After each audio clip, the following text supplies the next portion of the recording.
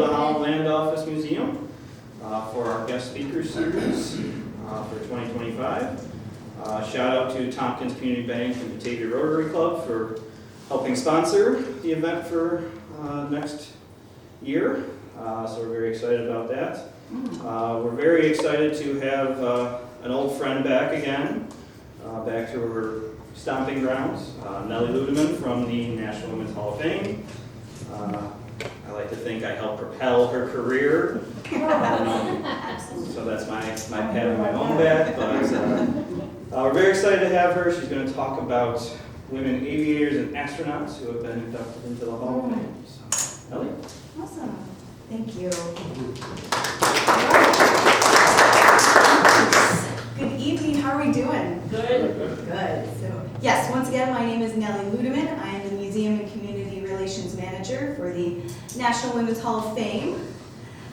It has been a few years since I worked here, but it is wonderful to come back and see what's changed and see some familiar faces. So how many of you have been to the National Women's Hall of Fame, whether our old location or our new location? All right, awesome. Awesome. So we are in Seneca Falls. So it's about an hour and a half or so by throughway. Where was it? Seneca Falls. Oh, Seneca. I can speak up a little bit, I'm sorry.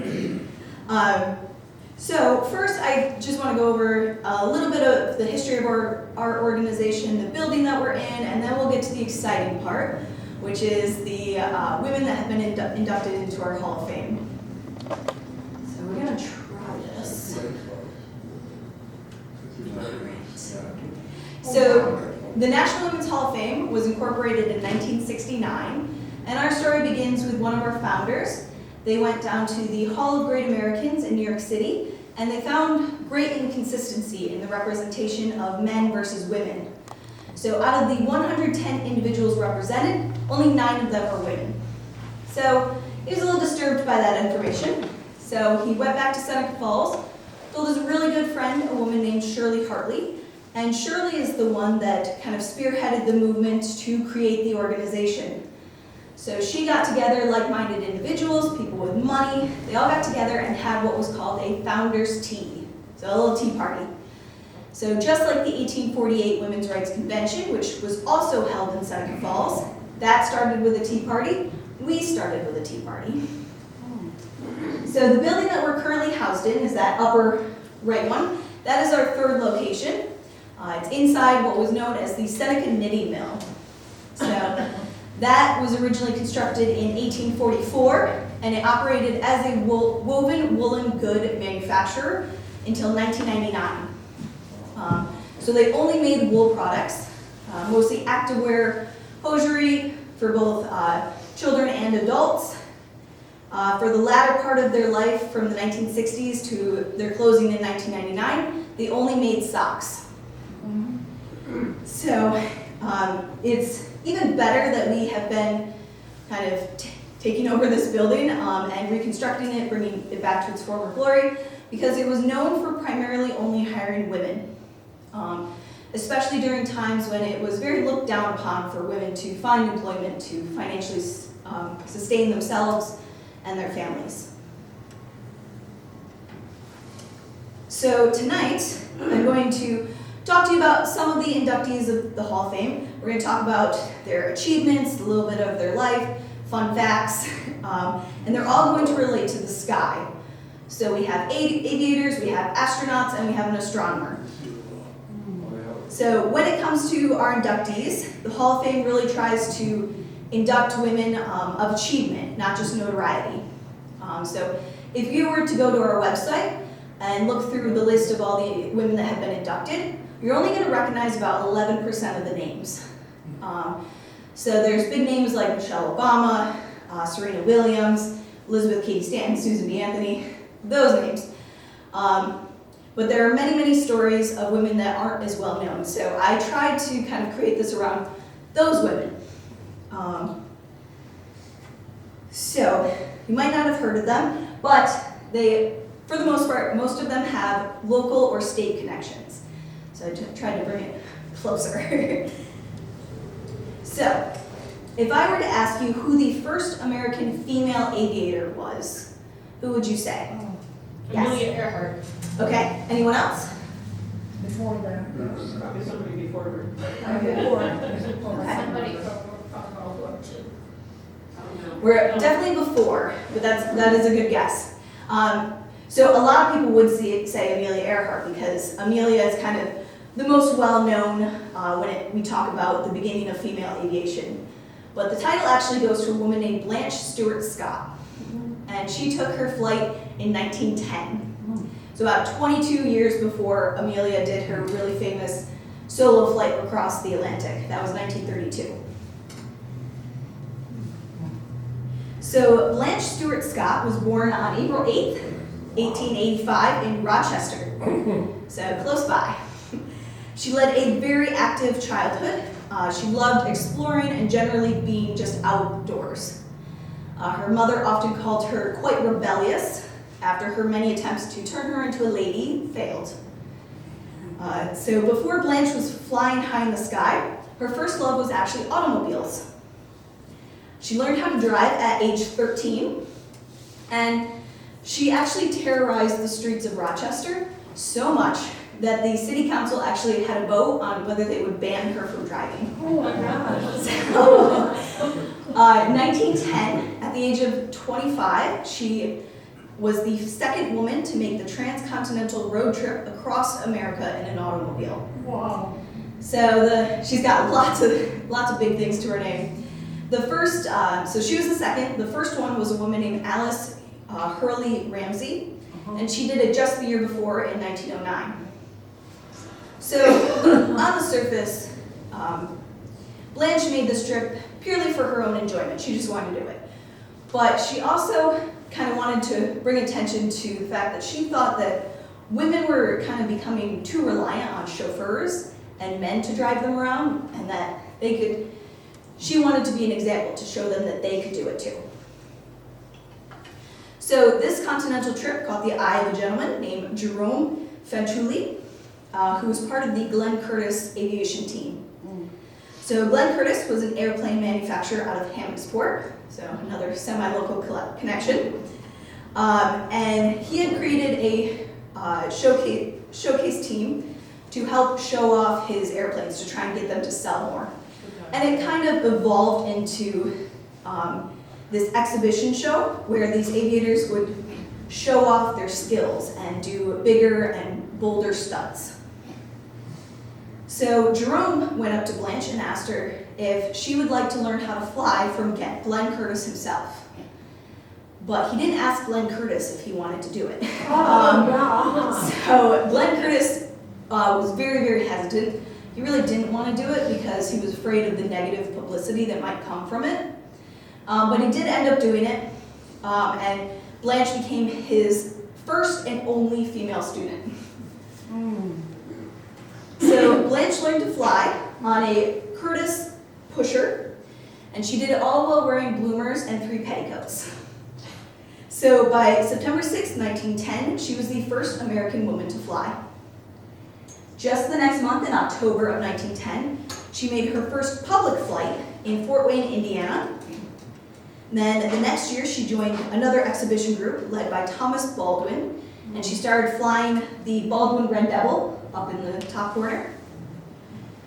The same year, she became the first woman to make a long-distance flight, which was over 60 miles. So it doesn't sound like a lot now, but back then it would have been a lot.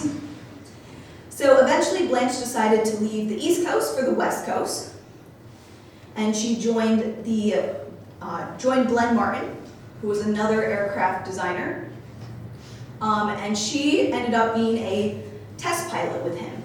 So she got another name on top of hers. She was the first woman to be a test pilot. So Glenn Martin also had a flying circus, so she would join that as well. She also flew in exhibitions for the Ward Aviation Company in Chicago, so she traveled around quite a bit doing these exhibition shows. By 1916, she decided to retire from flying. She really found that people were just coming to these shows to see the potential of a crash. And she didn't think that was That hasn't changed. Yeah, that is true. She didn't think that was really good. And Blanche herself was not without, she didn't have a perfect no accident record. She did crash her Red Devil. Her throttle wire broke and unfortunately she crashed. And it took her a whole year to recover. So to see these spectators come and really only want that crash, it kind of really discouraged her. Now, through her many years of flying, she never actually had a pilot's license. So federal pilot's license as we have them now, they didn't start existing until 1927, so years after. However, there were aero clubs, and in particular the Aero Club of New York. They offered pilot's license. And she, as well as some of her mentors, decided you don't really need that. And it really didn't stop her or hinder her from flying in these exhibition shows as long as they weren't sanctioned by the Aero Club. Otherwise, she couldn't fly in it. So after her retirement, she joined the entertainment business. So she became a screenwriter, a radio personality, and radio station assistant manager. She ended up passing away at the age of 84 on January 12th, 1970. Wow. So I have a quote here for you for our next aviator. So she's been quoted saying, "The air is the only place free from prejudice." Has anyone heard that quote? Never before. No? I like it. That's okay. So this was said by Bessie Coleman. Is that name more familiar? Yes. Yeah. So Bessie Coleman was born in Atlanta, Texas on January 26, 1892. She was the 10th of 13 children. So growing up in Texas, she attended segregated schools, and she eventually enrolled in the Oklahoma Colored Agricultural and Normal University in 1910. Unfortunately, she did end up having to drop out due to lack of funds. So by 1915, she moved up to Chicago, Illinois, and she started living with her brothers. She worked in a barber shop as a nail technician. So the segregation era is really raging during this time, and unfortunately Bessie was both black and a woman, which really limited anything that she really wanted to do. So World War II is also, World War I is also starting to ramp up during this time, and her brothers were in the military, so they would come home and they would tell her stories about the war, and in particular stories about French female aviators, and she loved those stories. And one in particular, Marie Marvin. Has anyone heard of her? Okay, definitely look her up too. Her name will be on the next slide, but just a quick aside. She was born in 1875. During World War I, she disguised herself as a boy to fight. She was found out, but she still was able to serve as a nurse.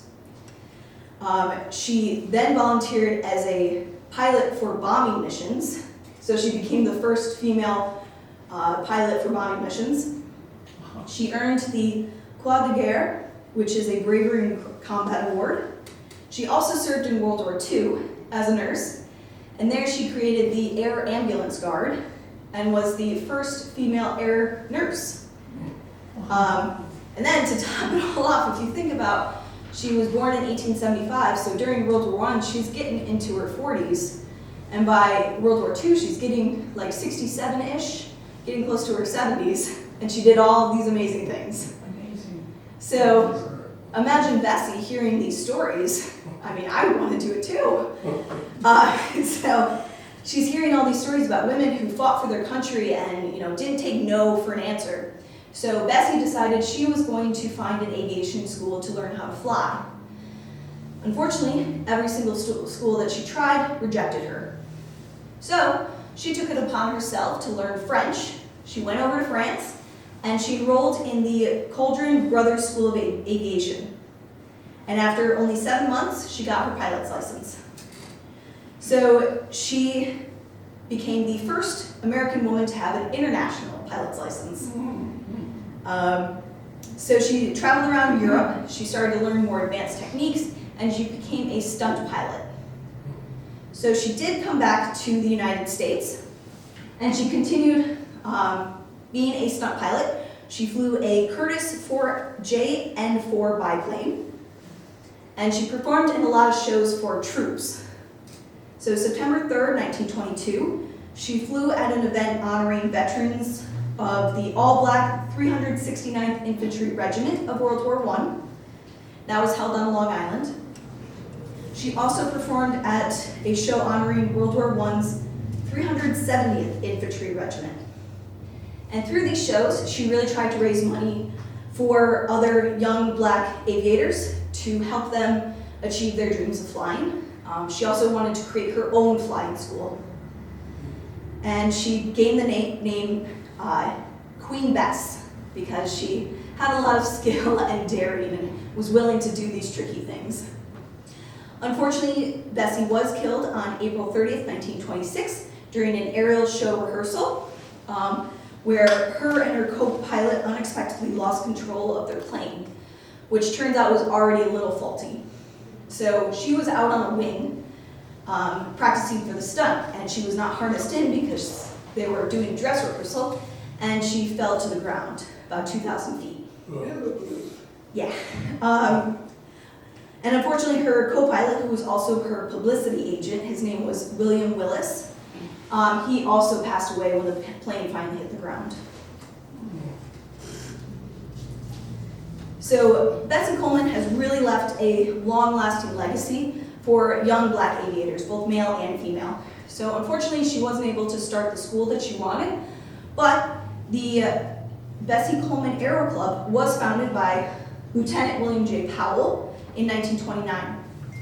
And Powell was quoted saying, "Because of Bessie Coleman, we have overcome that which was worse than racial barriers. We have overcome the barriers within ourselves and dared to dream." All right. So those were our ladies of the sky. So now we're going to go to our ladies of space. So who's the other one right there? This is Marie Marvin. So that's the French aviator that I was talking about. Okay. So who was the first American woman in space? Sally Ride. Sally Ride, yeah. I gave you a little hint. Yes, Sally Ride was the first American woman in space. She was part of the Challenger's STS-7 mission, which went up on June 18th, 1983. Now, as historic as Sally Ride's mission was to space, you all could answer that. So we're going to skip over her. So, can anyone tell me what Eileen Collins did? She was the first pilot of one of the shuttle missions. Yeah. Oh, that's Wonderful. Yeah, that's great. That's great. Oh, she cheated. She's from Elmira. Oh. Eileen Collins was, yes. Yes, Eileen Collins was born on November 19th, 1956 in Elmira, so another kind of local-ish connection. She was born to James Edward Collins and Rosemary O'Hara. So from a very early age, Eileen expressed an interest in flying, and when she graduated from the Elmira Free Academy, she wanted to join the military in her father's footsteps, but her father actually was very, very against it. So she decided to continue her schooling. She went to Corning Community College, gained an associate's in mathematics, then she went to Cornell University, and she got a bachelor's in both mathematics and economics.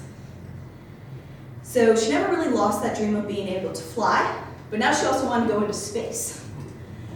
So by this point, man had walked on the moon, and there were many, many missions to space going up, so Eileen decided that's really what she wanted to do as well. So she ended up working full-time to pay for flying lessons. So while she was at Syracuse, she was commissioned as an officer in the Air Force through Syracuse University's Air Force Reserve Officer Training Corps.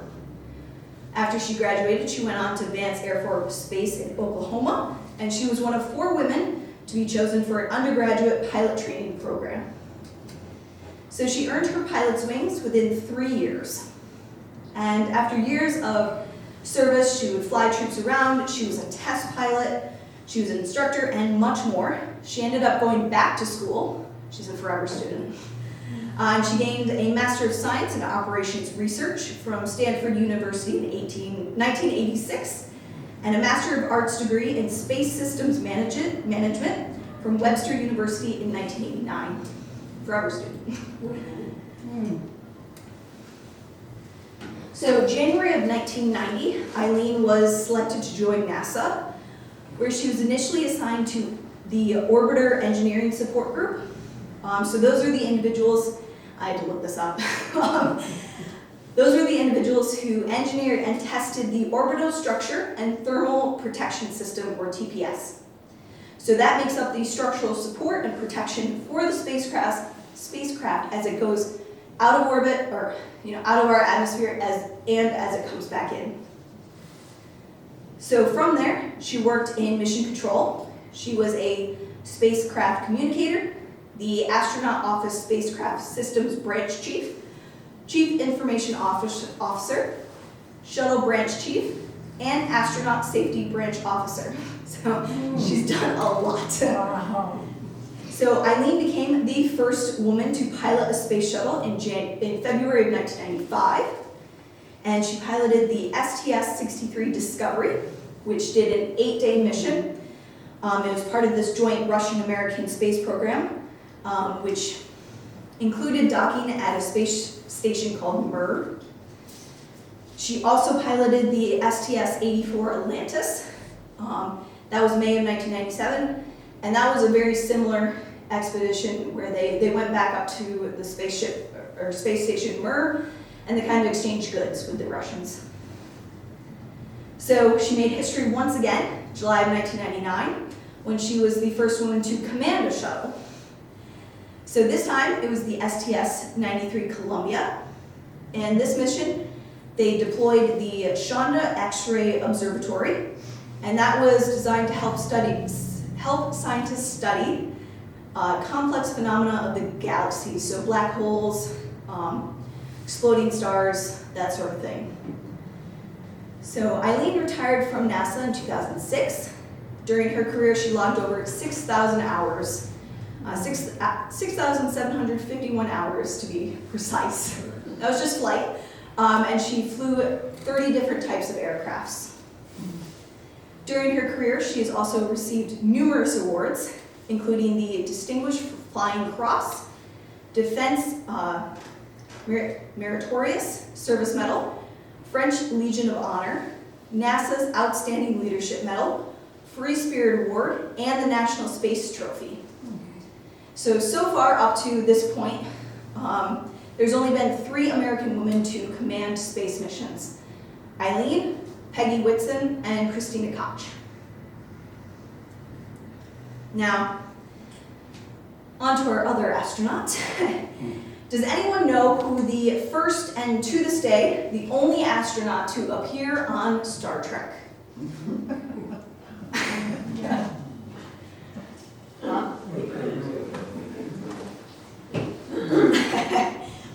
So that would be Mae Jemison.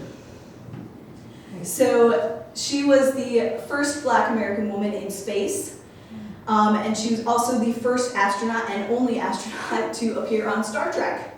She played Lieutenant Palmer on an episode of Star Trek: The Next Generation. Oh, that's pretty cool. So Mae Jemison was born on October 17th, 1956 in Decatur, Alabama. But her family soon moved up to Chicago. If any of you are familiar with the Great Migration from 1910 to 1970, her family was part of that. And that was a lot for educational opportunities, her family in particular.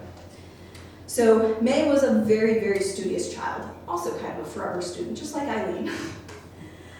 She constantly had her nose in a book, learning about nature, biology, space, and stars. So this helped her excel in her studies in school because she graduated at the age of 16 in 1973.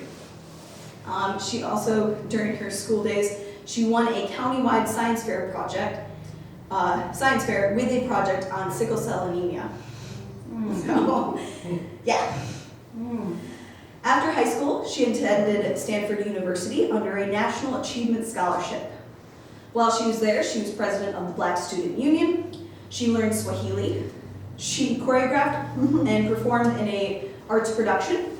She became proficient in modern, jive, swing, Haitian, Brazilian, and African dance styles. She graduated from Stanford University in 1977, and she earned a Bachelor of Science in Chemical Engineering and a Bachelor's of Arts in African American Studies. So just like Eileen, she wasn't done with school yet. She ended up going to Cornell Medical School and received her doctorate in medicine. So while at Cornell, she didn't just sit around, of course. She traveled to Cuba and led a study on, for the American Medical Student Association. She was part of Cornell's chapter of the Student National Medical Association as well.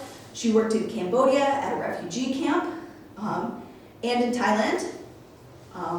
So with all that being said, you're probably not surprised to learn that she also joined the Peace Corps in 1983. She served as a medical officer for 2 years, and in that time she was in charge of the health for all of the U.S. Peace Corps volunteers, as well as the staff members and embassy panel for Sierra Leone. So, like we talked about earlier, Sally Ride was the first American woman in space, and that kind of inspired May to apply to NASA and also want to be in space. So she applied for NASA's astronaut training program. In 1987, she was one of 15 candidates chosen, and that was out of about 2,000 individuals.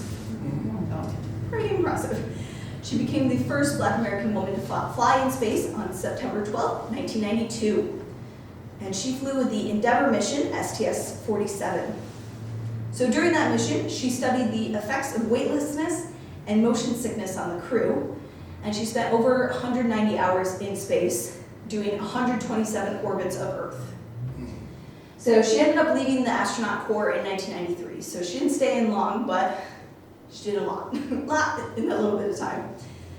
So some fun facts about her. She has been a member of the American Medical Association, the American Chemical Society, and the American Association for the Advancement of Science. She served on the board of directors for the World Sickle Cell Foundation. In 2017, LEGO made a Women of NASA set, so she was part of that, along with Sally Ride, Nancy Grace Roman, and Margaret Hamilton.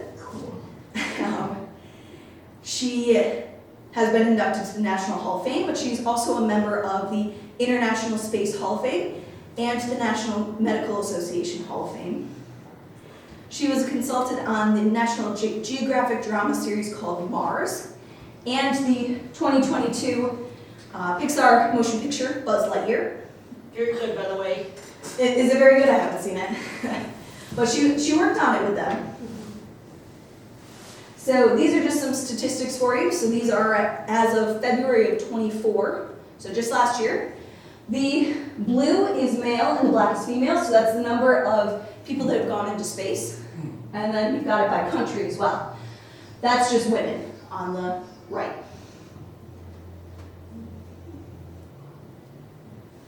So our final inductee has been called the Mother of Infrared Astronomy. Has anyone heard of her? That's okay. That's the point. We're all learning. All right, so her name is Dr. Judith Pfeiffer. She was born on June 18th, 1940 in Toronto, Ontario, Canada. So she was born to Earl and Agnes Bancroft. She earned her bachelor's in astronomy from the University of Toronto in 1962, and she also ended up going to Cornell University. A little different path, but both at Cornell. There she earned her PhD in 1971 with her dissertation, Rocket Submillimeter Observations of the Galaxy and Background.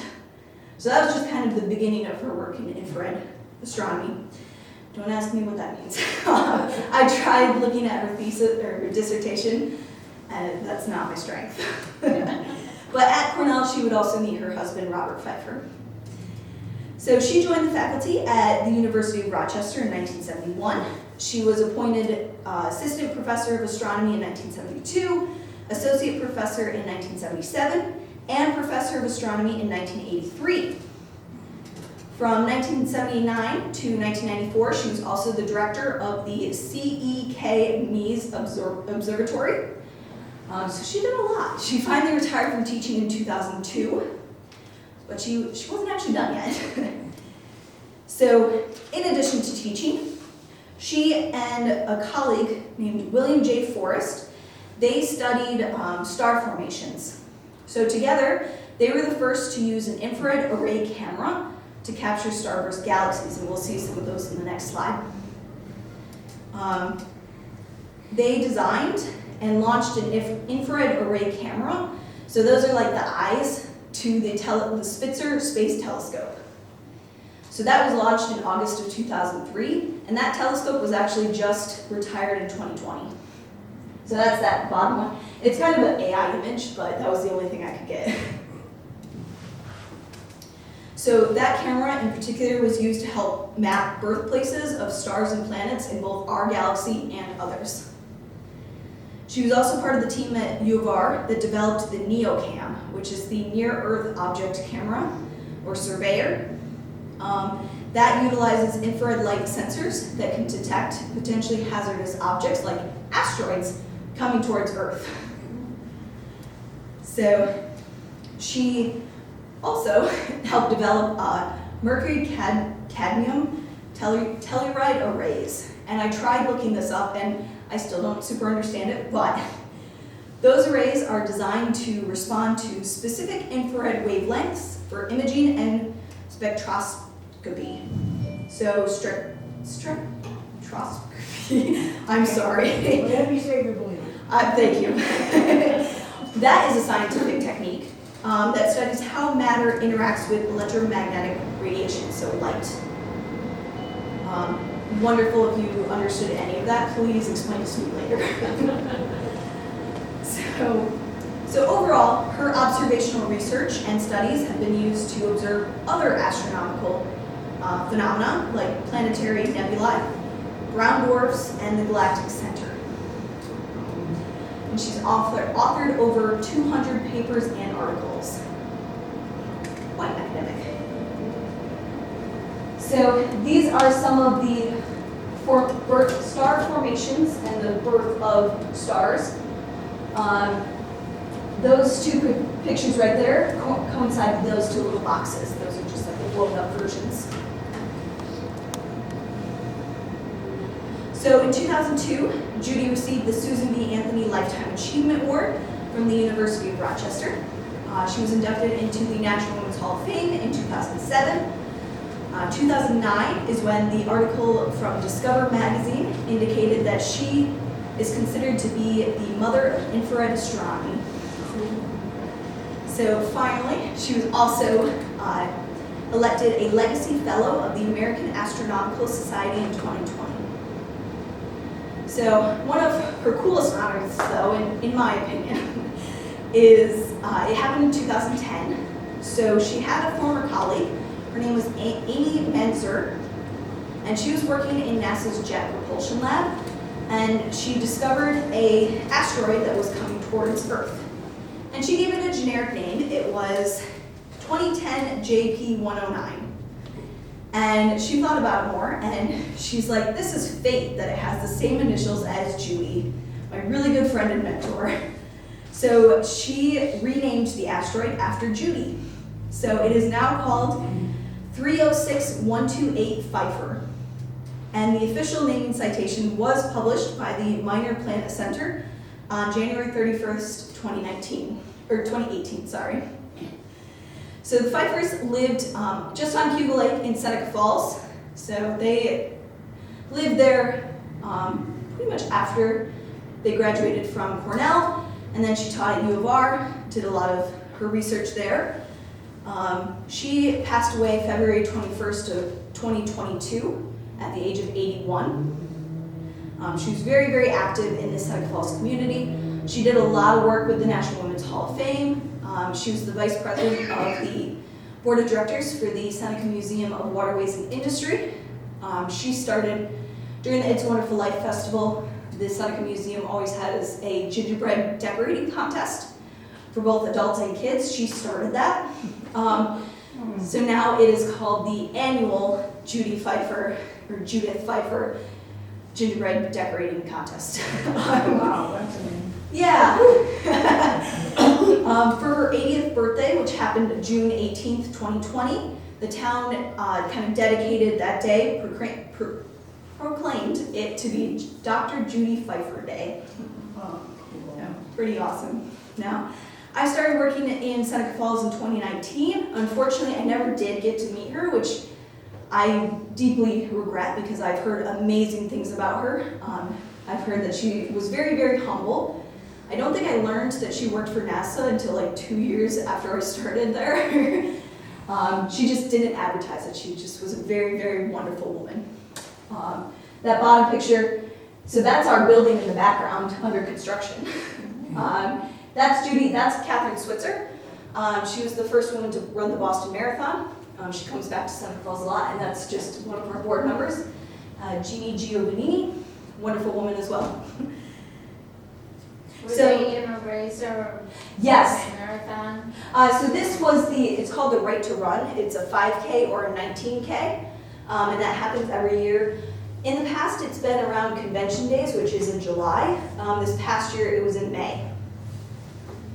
Yeah. And that's her at Cornell, working on infrared technology. So there are other women inducted into the Hall of Fame that have to do with space and flight and astronomy. So going across the top there, we have Amelia Earhart, Sally Ride, Maria Mitchell, Emily Howell Warner, and Annie Jump Cannon. And then on the bottom, we've got Nicole Malachowski, Katherine Johnson, Ann Mara Lindbergh, I know her, and Shannon Lucid. So that is all I have for you. Does anyone have any questions? I threw a lot of women at you. Proud to be a woman. Yeah, absolutely. Absolutely.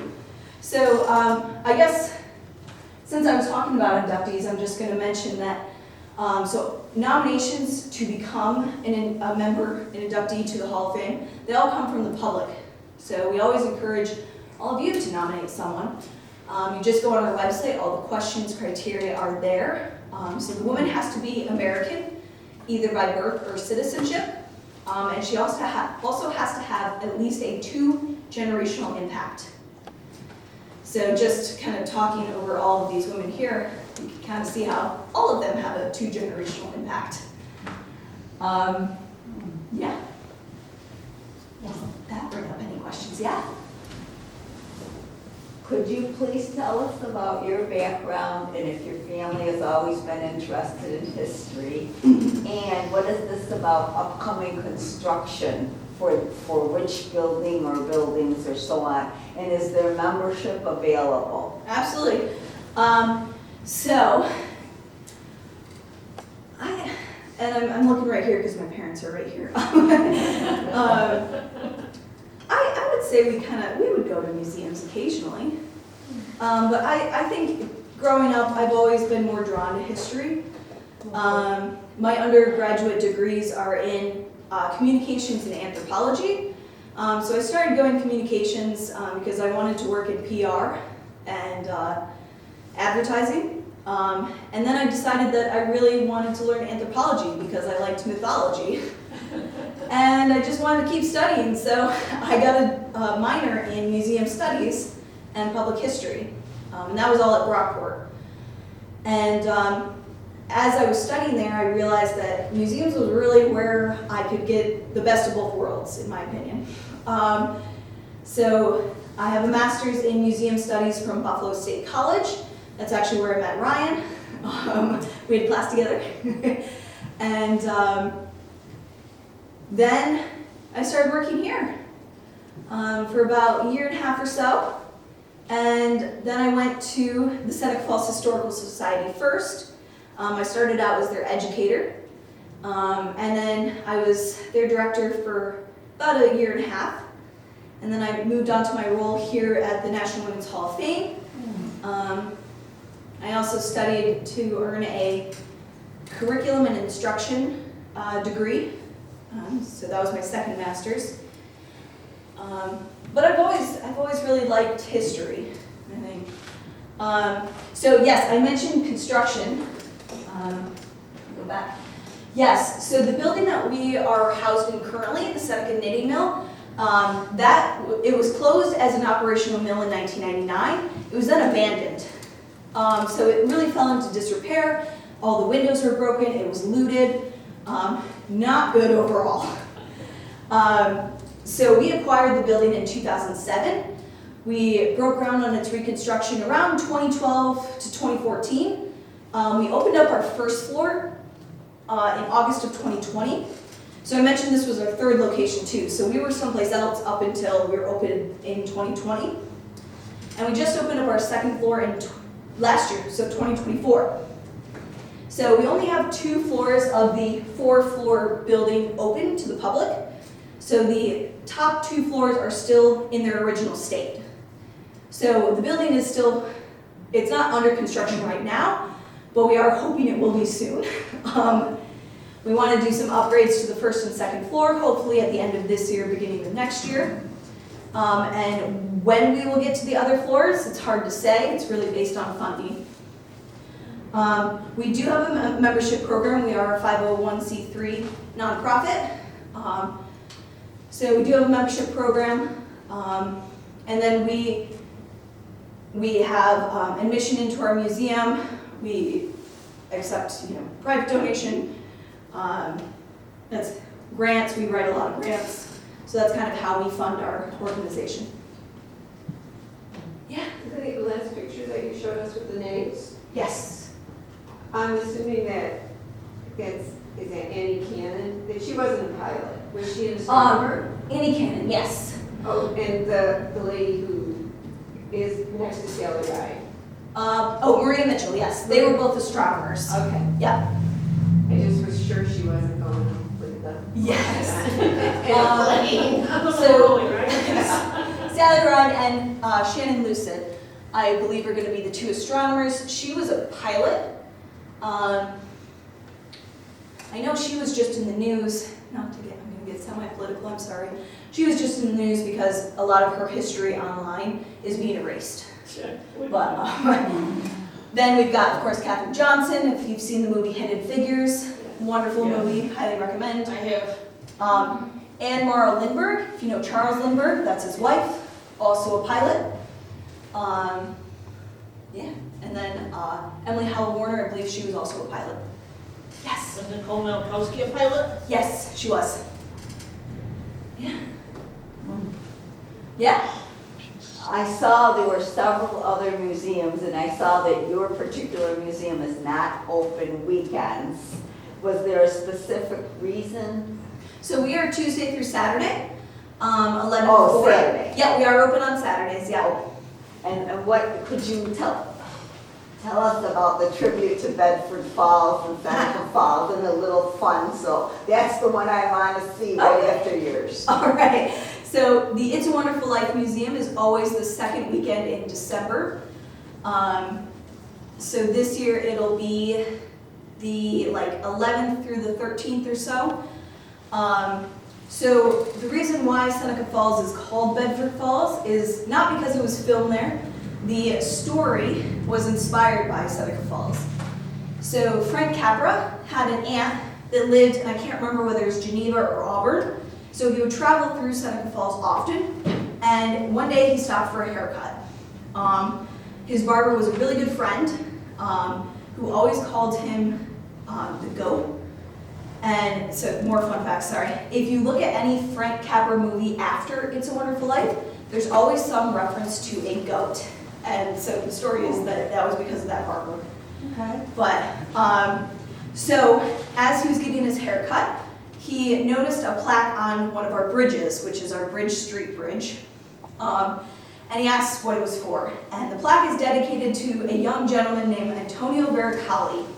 And he was an Italian immigrant, and he was working on the bridge. And he noticed a woman jump off of it. Unfortunately, she was trying to commit suicide. And so he jumped in after her. He saved her, but he passed away. So supposedly that is the story behind the It's a Wonderful Life script. Yes. It's a Wonderful Life, the musical, is playing in December Oh, at Main Street Theater here in Batavia. okay, wonderful. They should come to the festival and perform. They can use my space. Anyways, yeah, that's pretty much the story, the inspiration. Any other questions? Yeah, sorry. Sorry. I do have some rack cards. It's got a website on it if you want to take a look. I also have my business cards, which has the museum phone number, my email. Feel free to email me any questions that I might have missed, or if you think of something later, please feel free to email me. So the museum covers all walks of life for these women, like the women that are inducted are. Yes, so the women that are inducted are across many, many different categories. So we have mathematics, sports, military, politicians. Right now we have them displayed, we're semi-limited on space, so we have them displayed on scrolls, and then their information is on our website, so you can look up all their biographies. Our second floor is temporary rotating exhibits. So like right now we have a female artist exhibition. We have an exhibit on female illustrators, and we have one on, it's called Mary Church Terrell and the Traveling Griots, Exemplars of Black Womanhood. So it's Mary Church Terrell, sorry. It's got Dr. Anna Julia Cooper, Frances Allen Watkins Harper, Charlotte Grimke, Charlotte Fortin Grimke, and many others. But yeah. I used to say, I'd like to apologize. I thought I'd been there for the other women's. And as soon as I'm able to drive, I will be going here. Yeah, we get mistaken for the Women's Rights National Historical Park a lot, which is part of the Park Service. That's what I was thinking. Yeah, we both have national and women's. It's all right, we get it a lot. It's a whole place here, wow. Yeah. And not monuments and all that kind of stuff. Yeah. Today, when I start driving, I'm going. Absolutely. You should all come visit and say hi. I wondered if anybody went to Seneca Falls in 1998 when they had the 150th anniversary of, I did. It was Celebrate 98. terribly hot. I was entering kindergarten, so I was not there, but I've heard a lot about it, and I've seen all the news articles and stuff going through archives. And It was quite an event. oh yeah, Quite an event. Yeah. for sure. All right, let's give Nellie one more round of applause. Well, thank you again, Nellie. Thank you, everybody, for coming out tonight. Just a quick PSA of everything coming up, and I do have flyers up at the front desk if you want one for September. We have a bunch of guest speakers in September. Wednesday, September 3rd, Jules Hopting of Letchworth State Park will be here to talk about the Genesee Valley Canal. Then Wednesday, September 10th, Kevin Pollock will be here to talk about John Brown's raid on Harper's Ferry. He wrote a book as part of the Emerging Civil War series on that particular event. Thursday, September 11th is next trivia, World War II in the Pacific. Then we have another guest speaker, Randy John, from down in Salamanca. We'll be talking about the Seneca and the Revolutionary War. Then the 19th, we have Strummers returning for a nice classic rock acoustic concert. And then Thursday, September 25th is Java with Joe, and our former curator, Tyler Angora, will be here to talk about the Holland Land Company and the Erie Canal. Cool. So, a lot going on in September. Awesome. Also, tickets are up for our Murder Mystery Dinner Theater, A Murder Most Illuminating, which will be Saturday, October 4th. And our Ghost Walks are up too. We have both the West Side and the downtown every Friday in October. So you can go to the website and check all that out. Thank you, everyone. Have a great night, and we'll see you next time. Thank you.